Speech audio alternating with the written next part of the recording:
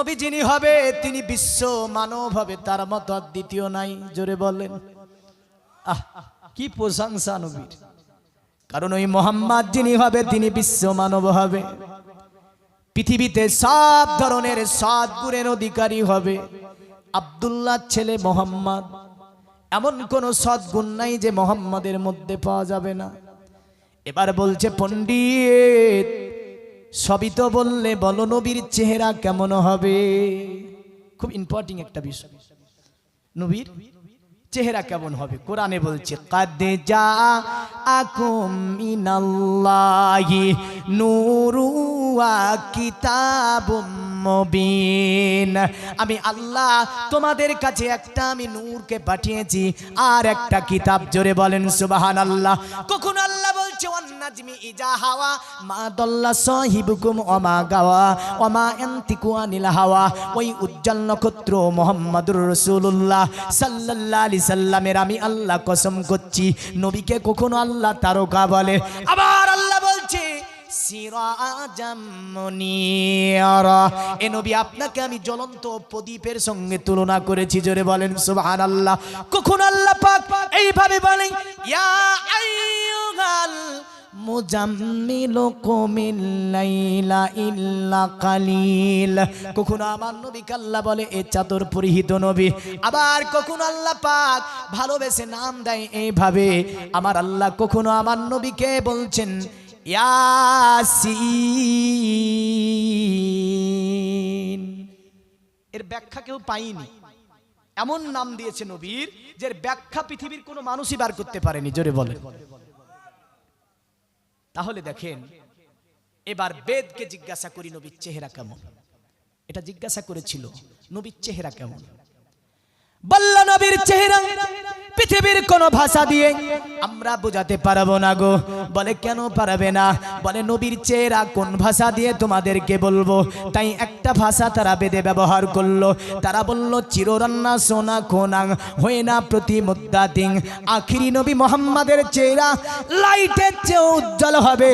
14 তারিখের চাঁদ দেখে লজ্জা পাবে। মানে নবী পাকের চেহারা থেকে আলোক রশ্মি বিচ্ছরিত হবে। মানে নবীর চেহারার জ্যোতিতে অন্ধকার আলোকিত হবে। কেন বলে দিতে পারতো খানি, নবী হবে মাটি, ওকে মাটি দিয়ে আল্লাহ তৈরি করবে। তা তো বললো না, বলছে চিররান্না সোনা খোনাং হয়ে না প্রতি মুদ্দাতি। মানে তার পুরা শরীর থেকে যেন লাইট বের হবে। সুবহানাল্লাহ বলে। মানে দেখলেই চিনে নেবে তোমরা, তার শরীর থেকে লাইট বের হবে ওই মুহাম্মদ সাল্লাল্লাহু আলাইহি ওয়াসাল্লামের। অতঃপর বলছি তোদের যদি চিনতে অসুবিধা হয়, মানতে যদি অসুবিধা হয়, জানতে যদি অসুবিধা হয় তোদের, আরো তোদেরকে বলে যাচ্ছি আমরা। অতএব তারা সুন্দর করে বলে দিল নিপ্রলিঙ্গ 14 দশান কোটি সোনিয়নো সাতিং। আখিরি নবী যিনি হবে তিনি খাতনা করা অবস্থায় দুনিয়ার জমিনে পদার্পণ করবে। জোরে বলেন সুবহানাল্লাহ। মা আয়েশার হাদিসে আমরা দেখতে পাই আল্লাহর নবী আয়েশাকে বলেছিল, আয়েশা, এ বিবি আয়েশা শোনো, আল্লাহ পাক আমাকে 3টি জিনিস দান করার পরে দুনিয়ার জমিনে আমার আল্লাহ পাক পাঠিয়েছে।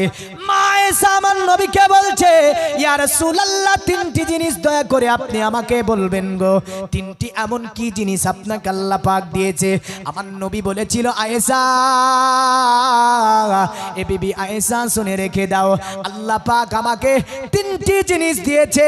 এর মধ্যে একটার নাম হচ্ছে আল্লাহ পাক আমাকে খাতনা করা অবস্থায় দুনিয়ার জমিনে পাঠিয়েছে। জোরে বলেন সুবহানাল্লাহ। মা আয়েশা বলছে ইয়া রাসূলুল্লাহ দ্বিতীয়টার নাম আপনি বলবেন যেটা আল্লাহ পাক আপনাকে দান করার পরে দুনিয়ার জমিনে আল্লাহ আপনাকে পাঠিয়েছে। আমার নবী বলেছিল আয়েশা, এ বিবি আয়েশা শুনে রেখে দাও, দ্বিতীয় নাম্বার আল্লাহ পাক আমাকে সুন্দর করে দান মোবারক দান করার পরে আল্লাহ আমাকে দুনিয়ার জমিনে পাঠিয়েছে। জোরে বলেন সুবহানাল্লাহ। মা আয়েশা বলছে ইয়া রাসূলুল্লাহ দুটি জেনে নিলাম, তৃতীয়টার নাম আপনি বলবেন যেটা আপনাকে আয়েশাকে আল্লাহ পাক ভালোবেসে দান করেছিল। আমার নবী বলেছিল, আয়েশা, এ বিবি আয়েশা শুনে রেখে দাও, তৃতীয় নম্বরে আমি নবী যখন দুনিয়ার জমিনে পদার্পণ করি, দুনিয়ার জমিনে যখন আমি নবী ভূমিষ্ঠ হই, আল্লাহ পাক আমাকে নারী কাটা অবস্থায় দুনিয়াতে পাঠিয়েছিল। আমেনা নারীর সঙ্গে আমি নবী, আমার নারীর কোনো যোগ ছিল না। হাদিসে তিনটি জিনিস আছে, একটা হচ্ছে খাতনা করা অবস্থায়, দ্বিতীয় নাম্বার দান্দান মোবারক আল্লাহর পছন্দ করে দিয়ে, তৃতীয় নাম্বার আল্লাহ নারী কাটা অবস্থায়, মানে মায়ের নারীর সঙ্গে কোনো যোগ রাখে নি। এই তিনটি জিনিস রাসূলুল্লাহ বলছেন আমাকে আল্লাহ দিয়ে দুনিয়ার জমিনে আমার আল্লাহ পাঠিয়ে দিয়েছে। জোরে বলে। তাহলে রাসূল সাল্লাল্লাহু আলাইহি সাল্লাম যে হাদিস বলছেন তার সঙ্গে তো বেদের সঙ্গে মিলে যাচ্ছে অনেকটা। তারা বলছে নিপ্রলিঙ্গ ছুদ্দ দোষান করিশনীয় নৌসেতি অথতে সাং ভবিষ্যন্তি। তারা বলল ওই নবীকে যারা মেনে নেবে তারাই শান্তি পাবে, আর নবীকে মানতে না পারলে শান্তি পাওয়া যাবে না। নবীকে মানা দরকার আছে না নাই? আছে না নাই? আছে। দ্বিতীয় নাম্বার, আমাদের ভবিষ্যৎ আপনার কিতাব গুরুত্বপূর্ণ নাম হচ্ছে কোরআন, আর সনাতন ধর্মের সুন্দরতম কিতাবের নাম পুরাণ। কি নাম? আমাদের কোরআন আর ওদের হচ্ছে পুরাণ। তো পুরাণে বলছে মুহাম্মদকে চিনবি কি করে? বলে এতসলিলন্তরে মিলচ্ছ আচার্যেন সম্ভাবিত মোহাম্মদ ইতি খ্যাত শিক্ষ শাখা সম্ভাবিত নিপ্রসেচাপ মহাদেবং মরুস্থল নিবাসী নমো গঙ্গা জলেশ্চ সংস্নপ্য পঞ্চগব্য সম্ভবিতে নমস্তে বিরিজানা মরুস্থল নিবাসিনে তিপ্ররসুর রসায় বহু মায়া প্রবর্তিনে। সুন্দর করে বলল, শোন, মোহাম্মদ আসবে একটা মরুর প্রান্তরে, শিক্ষ শাখা সম্ভাবিত, তার অনেকগুলি সাহাবী থাকবে। জোরে বলেন।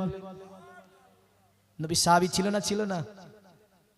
কি বর্ণনা! শিক্ষ শাখা সম্ভাবিত, আর মোহাম্মদ ওদেরকে নিয়ে মক্কা শাসন করবে।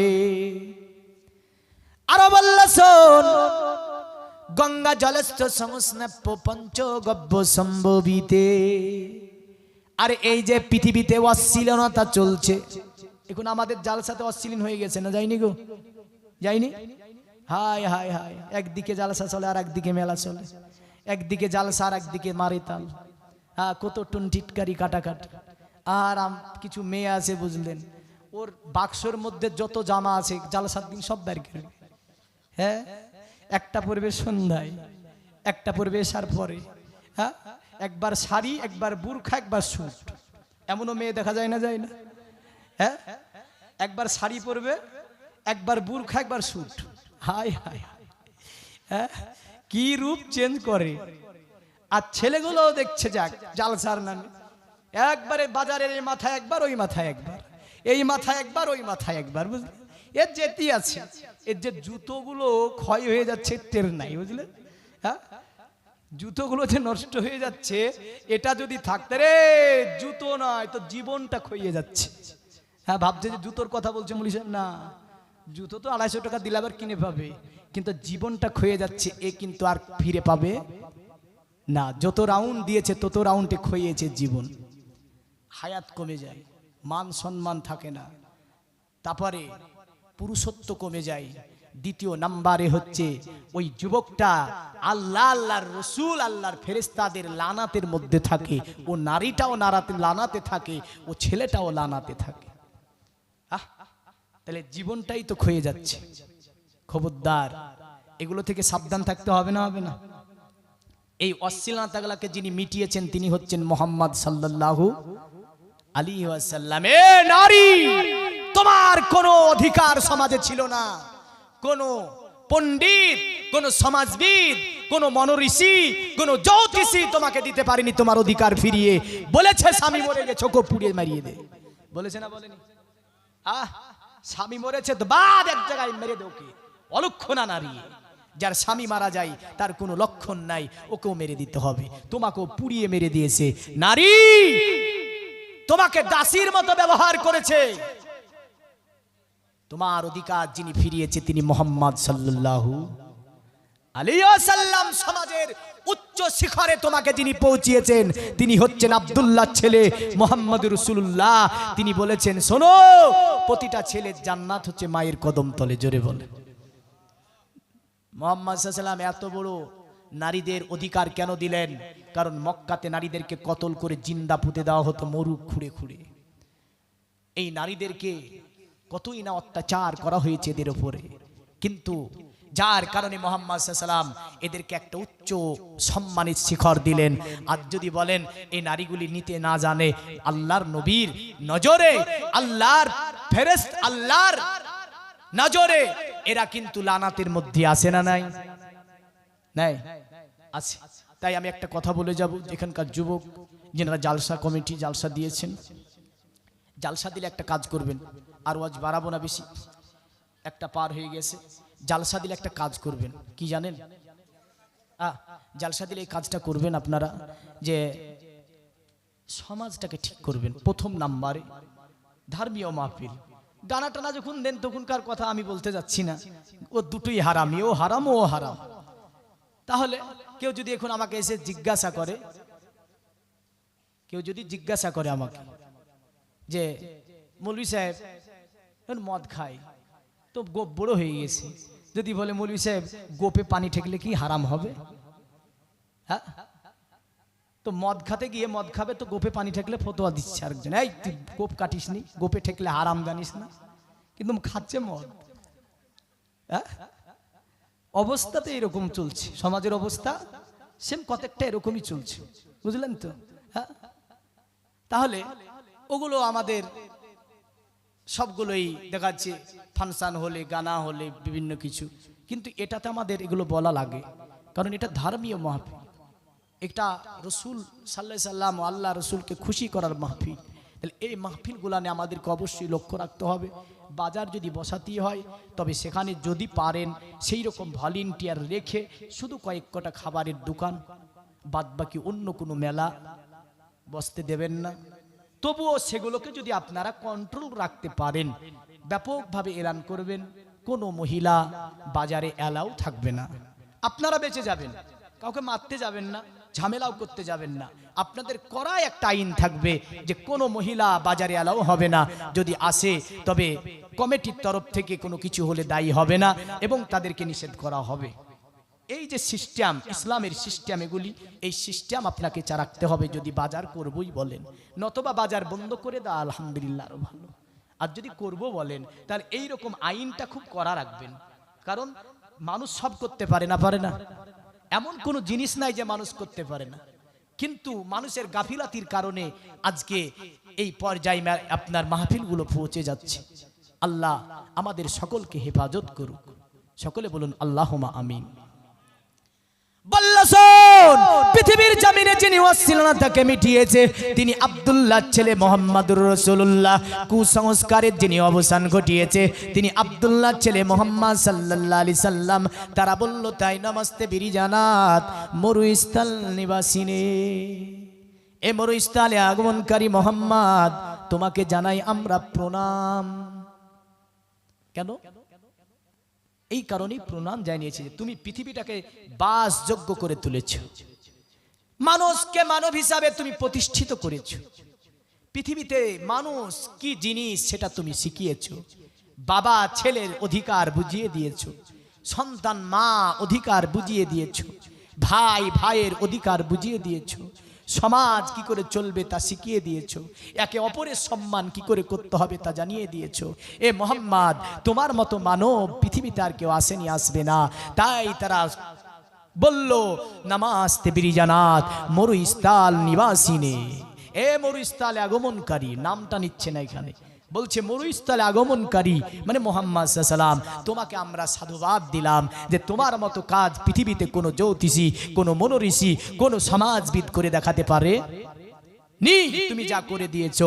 তারপরে তারা বলল তিপ্রা রাসূল নাসাই বহু মায়া প্রবার তিনি আল্লাহর নবী, দয়া করে তোমার কদমের ছায়ে একটু আমাদেরকে আশ্রয় দেবে, আমাদের জীবনটা ধন্য হবে। জোরে বলেন সুবহানাল্লাহ। একটু দুরুদে পাক আল্লাহুম্মা সাল্লি আলা সাইয়্যিদিনা মাওলানা মুহাম্মদ ওয়া আলা আলি সাইয়্যিদিনা মাওলানা মুহাম্মদ। পৃথিবীর মুমিন মুসলমান, শেষ কথা আপনাকে বলে যাই, আল্লাহর নবী আমাদেরকে কি শিখিয়ে দিয়েছেন।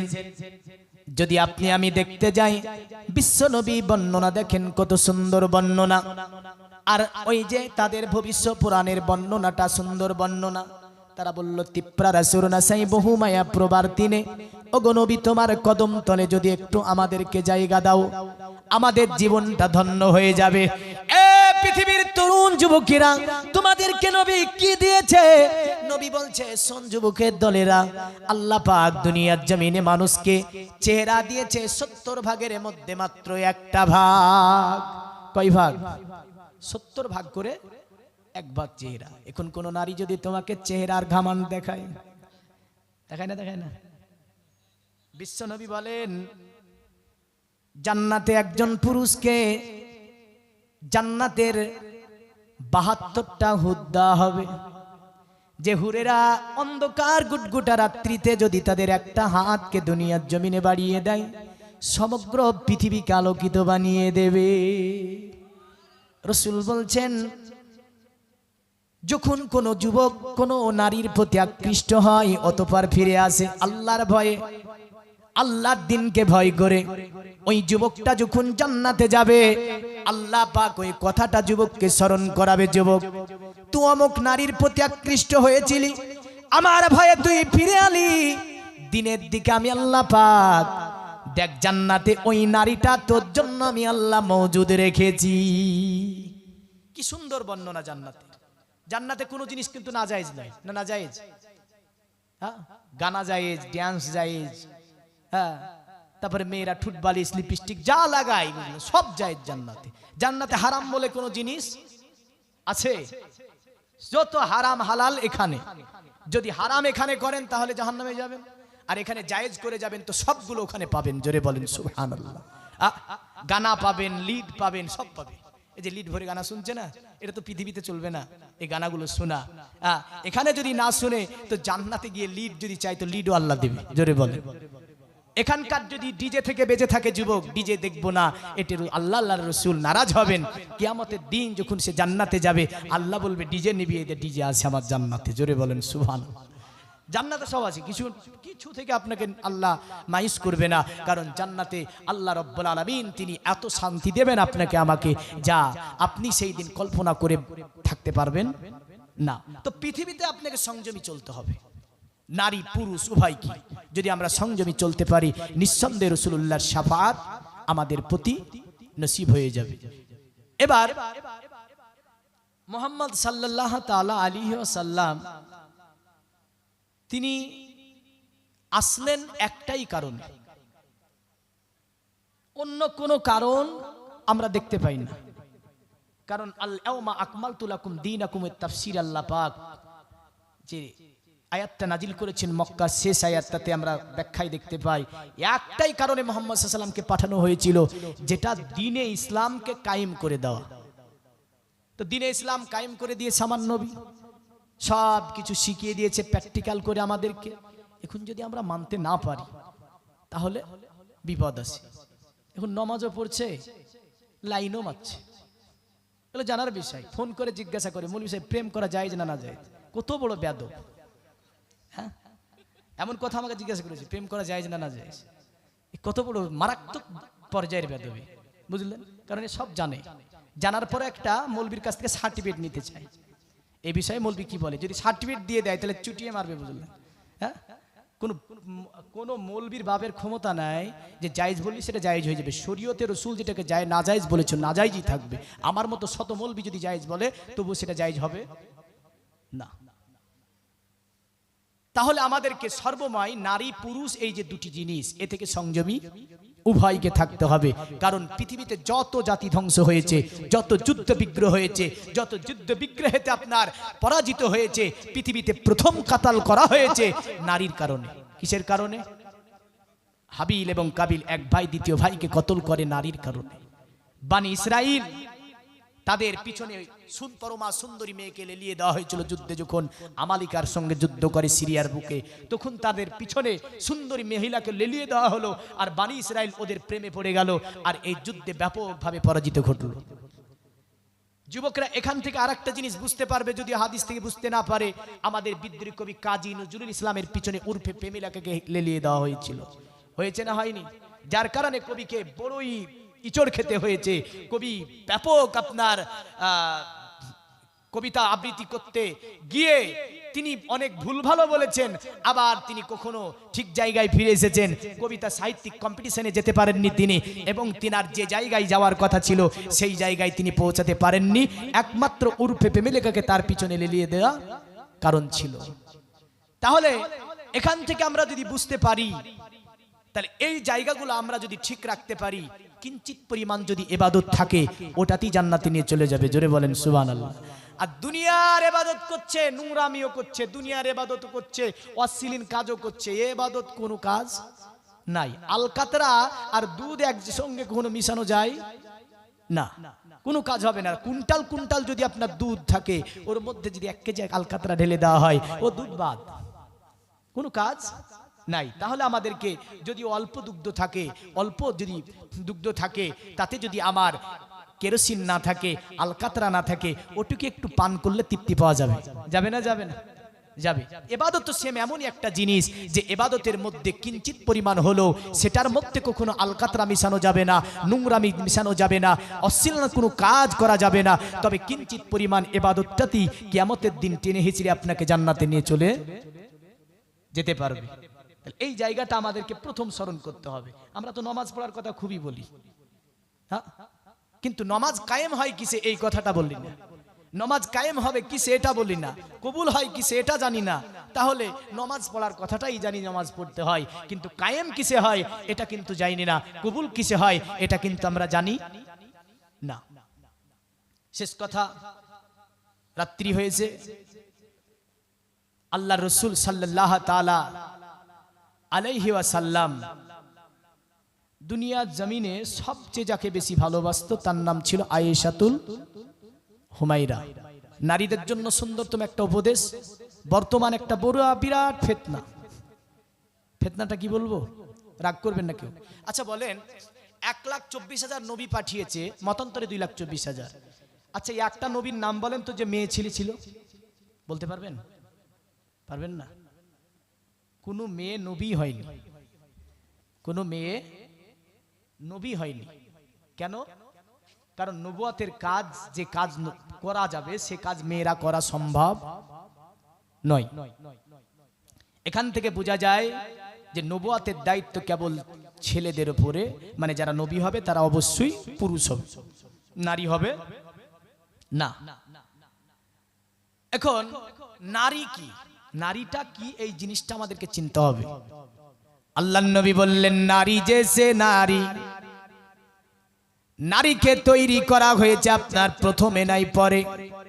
আল্লাহ পাক আদমকে তৈরি করে জান্নাতের মধ্যে রেখেছিলেন। এই জান্নাতে আদমের কাছে যেন একটা কোনো জিনিসের কমি মনে হচ্ছিল। আদম আলাইহিস সালাম জান্নাতে বিচলিত ছিলেন। আল্লাহ বলছে, আদম আমি তো জানি তোমার কাছে কি কমি মনে হচ্ছে। আদম আলাইহিস সালাম জান্নাতে ঘুমিয়ে গিয়েছেন। আল্লাহ পাক তার কমিকে পূরণ করার জন্য জান্নাতে একটা নারী তৈরি করলেন। তবু আদম আলাইহিস সালামের বাম পাজরার হাড্ডি থেকে, জোরে বলেন সুবহানাল্লাহ, সঙ্গে সঙ্গে ঘুম থেকে উঠে দেখছে জান্নাতে একটা পরমা সুন্দরী নারী যেন বসে আছে। আদম নবী আগিয়ে যেতে যাবে, আল্লাহ বলছে, ও আদম তুরুক যা, এমন করে সামনের দিকে আদম বাড়া হবে না, বিবাহ করা লাগবে। কারণ তোমার যে প্রয়োজন ছিল আমি আল্লাহ বুঝতে পেরেছিলাম, যার কারণে নারীকে তৈরি করলাম। এখান থেকে একটা মশলা ক্লিয়ার হয়ে যায়, নারীকে তৈরি করা হয়েছে একমাত্র পুরুষের আপনার খিদমাতে। এটা প্রথম নাম্বার। দ্বিতীয় নম্বরে এর আরো উপদেশ বলে যাই এই নারী কেমন। যদি বলে পুরুষটা করছে করব, আমরা চুল কেটেছি এতটা, কোন নারী যদি বলে আমরা ওই এই স্টাইলে চুল কাটবো, শরীয়ত বলছে হারাম করবি। কি হবে? হারাম করবি তুই। কারণ এই স্টাইল তো কাদের? ছেলেদের। ছেলেরা চুল কাটবে ছোট করে, আর তুই চুল রেখে দিবি। দেখুন আমরা দেখতে পাচ্ছি চুল ওরাও কাটছে, হ্যাঁ, আর ছেলেরা দেখছে তোরা কাটছিস তো আমরা রাখবো, তুই এমন করে রেখে দিয়ে চলে, দেখেও হাসি মারাবে। হ্যাঁ, উল্টো পাল্টা চলছে। এখন যদি কোনো ছেলে বলে নারীদের আমরা কি পরবো, পোশাক পরবো, শরীয়ত বলছে পরতে পাবি না, হারাম হবে।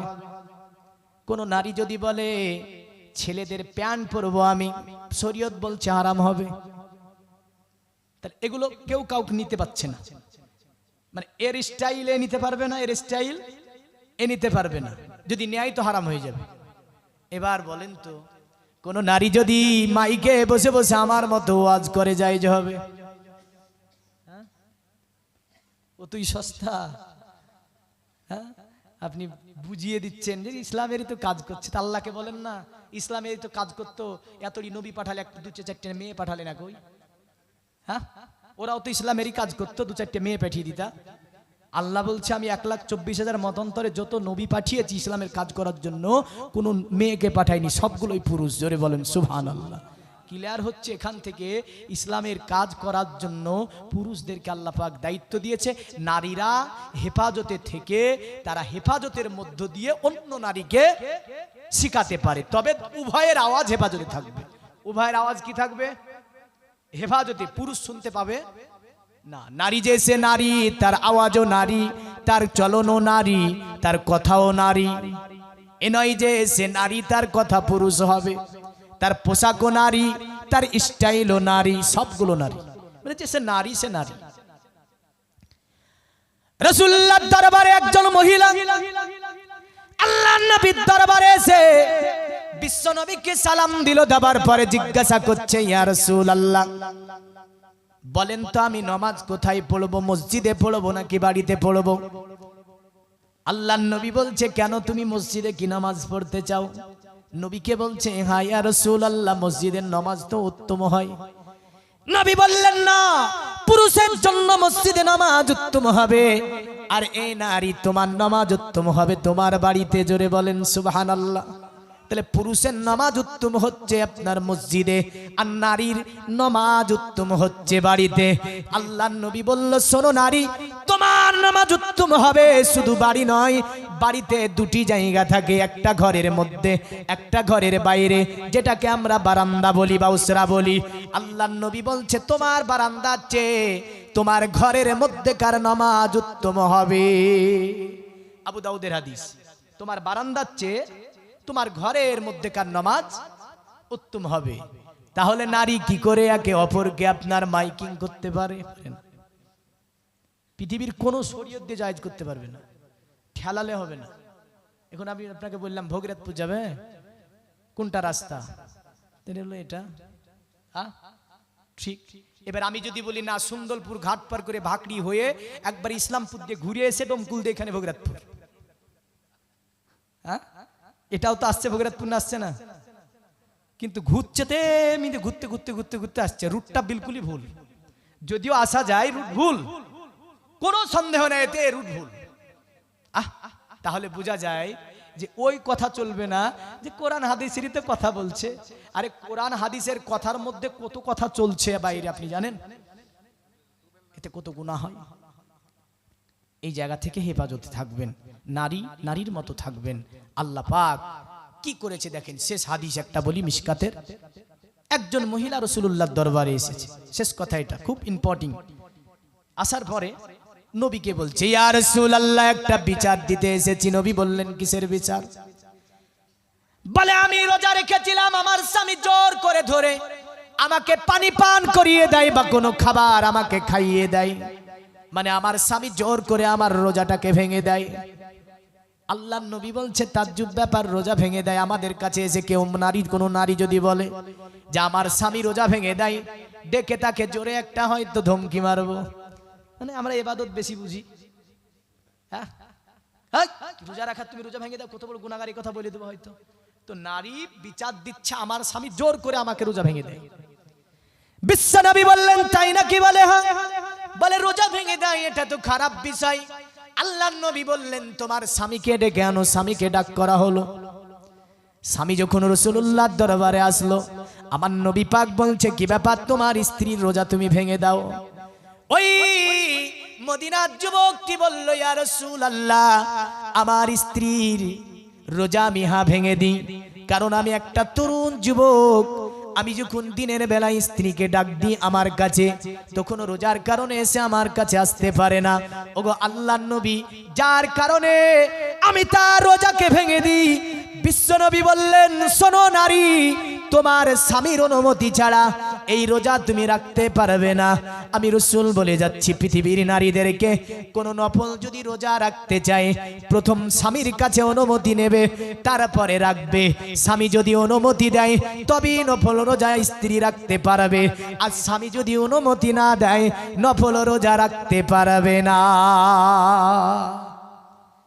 এখন যদি বলে যে একটা জালসা হচ্ছে, মেয়েদের জালসা, আর ওই সময় বাড়িতে স্বামী ঢুকেছে, এবারে কোথায় যাচ্ছিস রে? তো জালসায় যাচ্ছি, দেখতে পাও না? বলে চারটি খাবার দিয়ে যা। তো বলবো ওখানে আসে খুলে নে খাওয়া, আমি জালসায় যাচ্ছি। তুই জালসায় যাচ্ছি না জাহান্নামে যাচ্ছিস? হ্যাঁ, রাসূল তো রোজা রাখতে নিষেধ করেছে, যে স্বামীর অনুমতি ছাড়া তুই রোজা রাখবি না। স্বামীর অনুমতি ছাড়া কখনো তুই নফল নামাজও দাঁড়াবি না।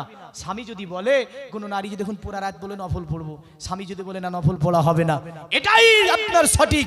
স্বামীর অনুমতি ছাড়া ওই নফল নামাজ আল্লাহ নেবে না। তাহলে এই নারীটা যদি বলে আমি জালসায় যাচ্ছি, 3 দিন আসবো না, এখন মানে জালসা করবো 3 দিনে জালসা, আর স্বামী যদি বলে তো জালসার গোষ্ঠী মারি রে, তাহলে বলেন এই পরিবারটা কোথায় যাবে? জাহান্নামে যাবে। ওই স্ত্রী দুনিয়ার কোনো ইবাদত কাজে লাগবে না। স্ত্রীর জন্য সবচেয়ে ইবাদত কোনটা? আল্লাহর হুকুকুল্লাহ যেটা ফরজ আছে, এর পরে পরেই স্বামীর খিদমত হচ্ছে তার জন্য ইবাদত। রাসূল একটা হাদিসের মধ্যে বলেছেন, সেজদা যদি জায়েজ থাকতো পৃথিবীতে আল্লাহ ছাড়া কাউকে, আমি প্রতিটা নারীকে বলতাম নিজের স্বামীকে যেন সেজদা করে। সুবহানাল্লাহ বলবেন না? হ্যাঁ, তাহলে ওই করে করতে না গিয়ে একটু স্বামীটার খিদমত করেন, 5 ওয়াক্ত নামাজ ঘরের মধ্যে পড়েন। খোদার কসম বলছি নারী তুমি জান্নাতে চলে যাবে, জোরে বলেন সুবহানাল্লাহ। আর ওখানে গিয়ে নারীদের ঈদের নামাজের জামাত নাই, তারপরে জুম্মার জামাত নাই, এমনি 5 ওয়াক্তের নামাজের জামাত কেন নাই, এই নিয়ে যদি এই দৃষ্টিকোণ থেকে আমি গবেষণা করে আপনি দেখতে যান, দেখতে পাবেন যে এই নারীর জন্য 10টা নারী এক জায়গায় বসে থাকলে ওরা ঠিক থাকতে পারে না। হ্যাঁ, স্বামী থেকে নিয়ে ভাই থেকে নিয়ে ওর গোষ্ঠী ষষ্ঠী পুজো করে ছেড়ে দেবে, বুঝলেন? হ্যাঁ, এই যে তালাক, তালাকের দায়িত্ব কার কাছে আছে? আপনার কাছে না ওর কাছে? ছেলের কাছে। যদি ওর কাছে দিত, দিনে 3 বার করে আপনাকে তালাক দিত, বুঝলেন? এই হচ্ছে শরিয়াত। কারণটা কি? রাসূলুল্লাহ বলছেন যে যেটা রাখতে পারবে সেটাই আল্লাহ পাক তাকে রাখার জন্য দিয়েছে। স্বামীকে এই কারণেই তালাকের দায়িত্ব দেওয়া হয়েছে, যতই ঝামেলা হোক মারবে, এমন করে তোমাকে দেখবে, কিন্তু তালাক দেবে না। আর নারী তোমার কাছে যদি এটা দেওয়া হতো, একটা মারলি বলতে তোমাকে 3 তালাক দিলাম, যা একটা যদি মারতে। কিন্তু পুরুষ এই হেফাজত করে তালাক রাখতে পারে, বড় হেফাজত করে রাখতে পারে, যার কারণে তালাকের হেফাজতকারী হিসাবে আল্লাহ পাক দায়িত্ব দিলেন পুরুষকে, জোরে বলেন সুবহানাল্লাহ। তাহলে পুরুষকে যেটা দায়িত্ব দেওয়া আছে পুরুষ পালন করবে, নারী তোমাকে যেটা দায়িত্ব দেওয়া হয়েছে সেটাই তোমাকে পালন করতে হবে। এই নয় যে তোমাকে জালসা করে বেড়াতে বলেছে। হ্যাঁ, মা ফাতেমা এত পণ্ডিত ছিলেন আরবের মধ্যে। মা ফাতেমার একটা জীবনী দেখাও, একটা হাদিস দেখাও যে আরবের নারীদেরকে নিয়ে তিনি জালসা করেছে। হ্যাঁ, করেছে? আরে আরবের নারী তো নারী। মা ফাতেমা বলেছিল আমার জানাজার নামাজ যেন আরবের কেউ দেখতে না পায়, জোরে বলেন সুবহানাল্লাহ। তুমি কি শুরু করেছো আজ? খবরদার, স্বামীর খিদমত করো, বাড়ির খিদমত করো। বুখারীর একটা হাদিস বলে যায়, তাহলে একটু লালাচ আসবে। রাসূলুল্লাহ বলছেন তাহলে নারী কিনে কি কম পাবে না? আপনার চেয়ে নারী বেশি নাকি পাবে? কেন? জুম্মার নামাজ নাই, নারী দেখি থেকে বঞ্চিত না? নারী যখন স্বামীকে বলবে স্বামী জুম্মার নামাজে যান, গোসল করবে, গামছাটা গিয়ে দেবে। স্বামী গো আপনার জুম্মার নামাজে চলে গেল, রাসূলুল্লাহ বলছেন ওই স্বামী যতটা নামাজ পড়ে নেকি পেল, স্ত্রী বাড়িতে ওই যে স্বামীকে মনে করে দিল নামাজের জন্য, আল্লাহ পাক স্ত্রীর নামায়ে আমলে অতটা নেকি দিল। জোরে বলেন সুবহানাল্লাহ। আবার ওই স্ত্রী জোহর পড়বে, জোহরের নেকি তো তাকে দেওয়া হবে। তাহলে স্বামীর চেয়ে স্ত্রীর নেকি বেশি হয়ে গেল। হলো না? হলো না? একটা স্বামীর চেয়ে কার নেকি বেশি হলো? ওই মেয়েটার নেকি তো বেশি হলো। জামাত না থাকলে তো কি হলো? আরে স্ত্রী আপনার বাড়িতে থেকে বেশি নাকি? এটাই হচ্ছে ইসলাম, এটাই হচ্ছে শরিয়ত। যদি বলেন মৌলভী সাহেব কেমন করে, আমরা তো হাদিস বুঝাবো একে অপরকে, তাহলে কি নাকি হবে না? বলে না, তুমি বাড়িতে থেকেই তোমার নাকি বেশি হবে। বুখারী শরীফের হাদিস, রাসূলুল্লাহ বলছে কোন মা যখন নিজের বাচ্চাকে গোসল বানিয়ে দেয়, এমন করে তেল লাগিয়ে দেয়, স্কুলে পাঠিয়ে দেয়, বাচ্চাকে শিক্ষা দেয়, ঘুম পাড়িয়ে দেয়, বাচ্চার জন্য সুন্দরতম বিছানা তৈরি করে দেয়, আল্লাহর নবী বলেন ওই নারী নামায়ে আমলের মধ্যে আমার আল্লাহ পাক তিনি জিহাদের নেকি দান করে দেয়। আর একটু জোরে বলেন। একটা মা গোসল করাবে বাচ্চাকে, তো জিহাদের নেকি পাবে। তেল মাখাবে, ঘুম পাড়িয়ে দেবে, বিছানা তৈরি করে দেবে।